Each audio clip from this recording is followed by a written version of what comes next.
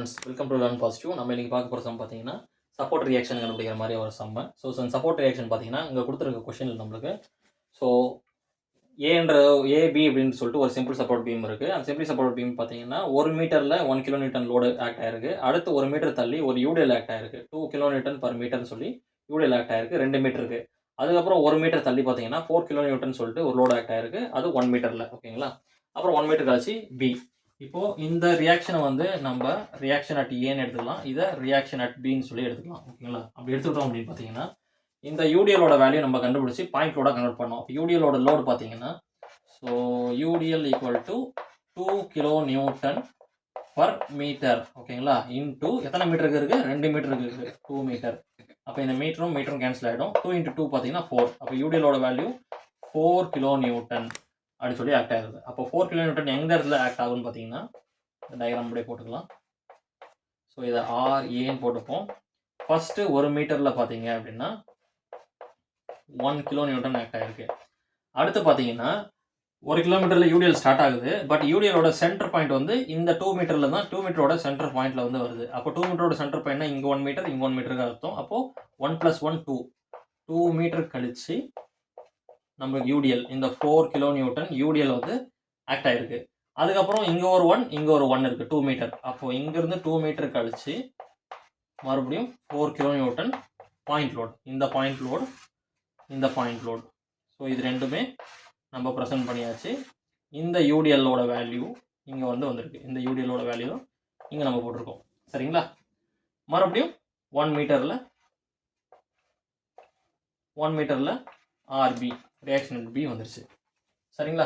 இப்போ வந்து பார்த்தீங்கன்னா இங்கே எக்ஸ் ஆக்சிஸில் எந்த ஒரு லோடுமே கிடையாது, எல்லாமே ஒய் ஆக்சிஸ். ஆர்ஏ பார்த்தீங்கன்னா பாசிட்டிவ் ஒய், இந்த ஃபர்ஸ்ட் லோடு பார்த்தீங்கன்னா நெகட்டிவ் ஒய், இதுவும் நெகட்டிவ் ஒய், இதுவும் நெகட்டிவ் ஒய், இது பாசிட்டிவ் ஒய்.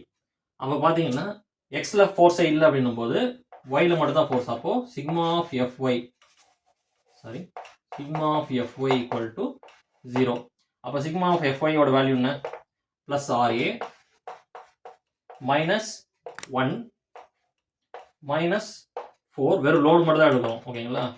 மைனஸ் அடுத்து இருக்கிறது இன்னொரு 4 ப்ளஸ் கீழே இருக்க லோடு ஆர்பி. ஃபோர்ஸை கால்குலேட் பண்ணும்போது மட்டும் தான் ரியாக்ஷனும் நம்ம எடுக்க போகிறோம். ஓகேவா? Equal to 0. இப்போது ஆர்ஏ இதை மூணுத்தையும் ஆட் பண்ணுவோம். -1 -4 -5. ஸோ -5 -9. இப்போ -9 ப்ளஸ் ஆர்பி ஈக்குவல் டு 0. இந்த -9 ஈக்குவல் டு அந்த பக்கம் போச்சுன்னா ப்ளஸ்ஸாக மாறும். அப்போது RA plus RB equal to 9. இந்த ஆர்பி ஈக்குவல் டு அந்த பக்கம் போச்சுன்னா ப்ளஸில் இருக்குது, அந்த பக்கம் போகும்போது மைனஸ். அப்போ ஆர்ஏவோட வேல்யூ 9 - ஆர்பி. இது ஈக்குவேஷன் 1ன்னு வச்சுக்கலாம். சரிங்களா?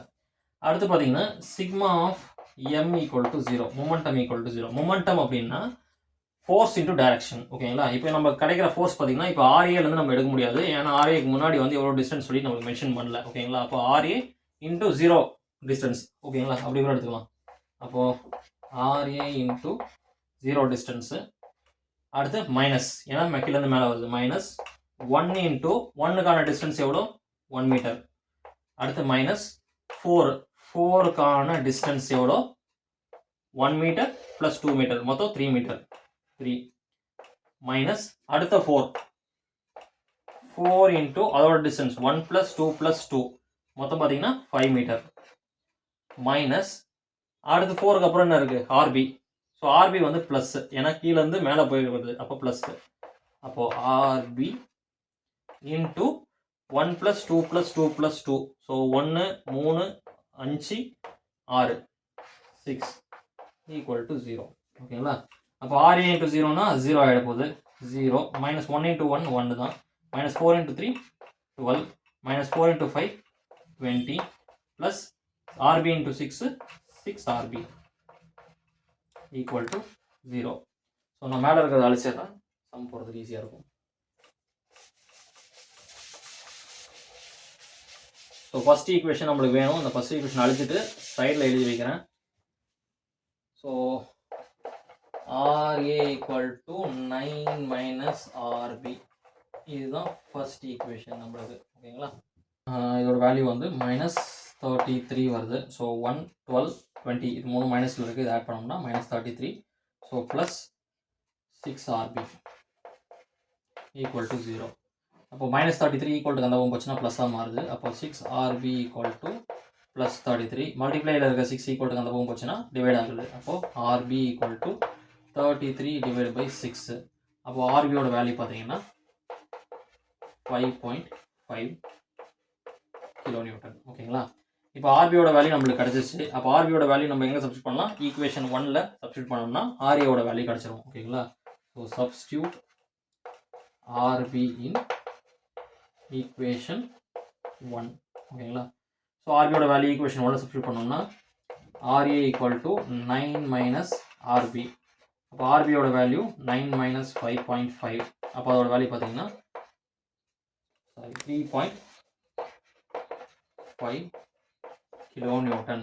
ஸோ ரியாக்ஷன் அட் ஏவும் நம்மளுக்கு எவ்வளோன்னு காமிச்சாச்சு. சப்போர்ட் ரியாக்ஷன் பியும் எவ்வளோன்னு தெரிஞ்சிச்சு. சப்போர்ட் ரியாக்ஷன் ஏ பார்த்தீங்கன்னா எவ்வளோன்னா 3.5 கிலோநியூட்டன்.